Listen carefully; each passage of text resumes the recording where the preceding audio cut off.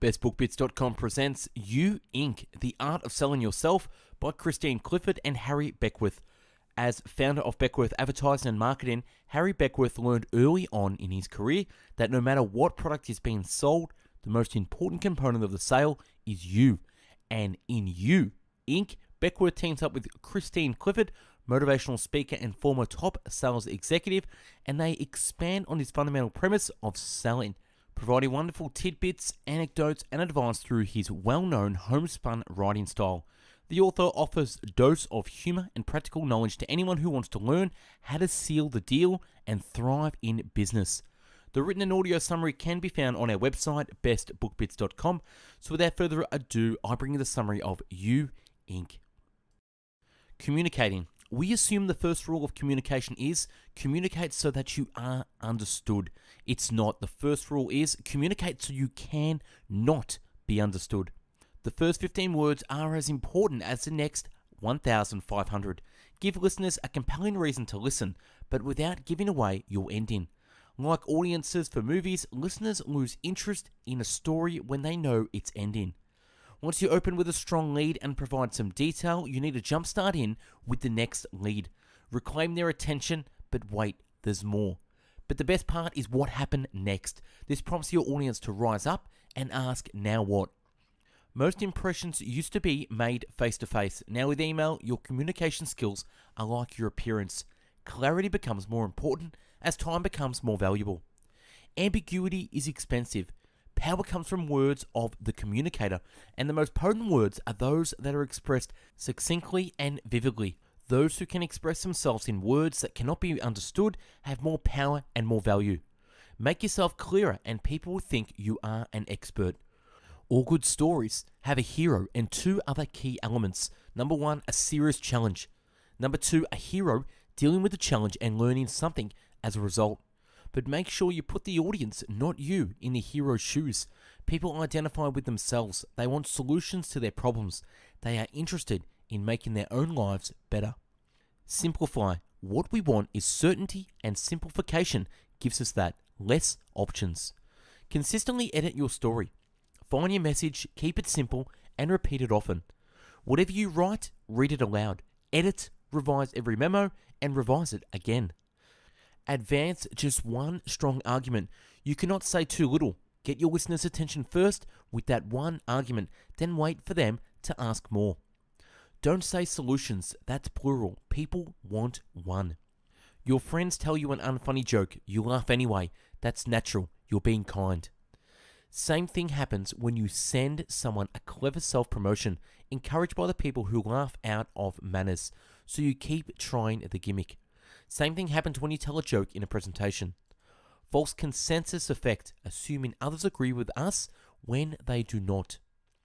Many people feel uncomfortable with your implication that they lack sophistication, are easily fooled, and may even be frivolous. A gimmick also makes it appear that you have nothing important to say, so you're relying on bad puns, wordplay, and tricks instead. Listening and speaking. When you listen to someone, pause a full second before replying. It signals that you have listened. If you start immediately, it gives the impression you've been waiting for them to stop so you could get to the important part, your words, your thoughts. A great presentation must be motivational. A poor teacher describes, a good teacher explains, an excellent teacher demonstrates, and a great teacher inspires. Slide presentations with bullet points strip all emotional context. Imagine Martin Luther King's speech. Number 1, have a dream. 2, better life. 3, radical equality. C, can see the promised land. Would Lincoln at Gettysburg have fared better if he had visual aids? You know you gave a great presentation when people say, I wish he would have spoken longer.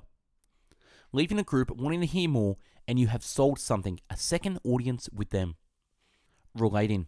Top law firm in Minneapolis got to the top because they do something amazing. They say if your problems fall outside our speciality, we'll help you find the best firm for that issue. Position yourself as a solution to almost everything, and everyone will see you as a solution for nothing. People want specialists. But you can offer something valuable in this age of so many choices, so many people, so many possible solutions. You can be a source. You can be seen as someone who can solve the problem or find someone who can. Be the person who has just what they need or knows who does. Get to know all the top people. Be consistent in your hours, habits, and behaviors.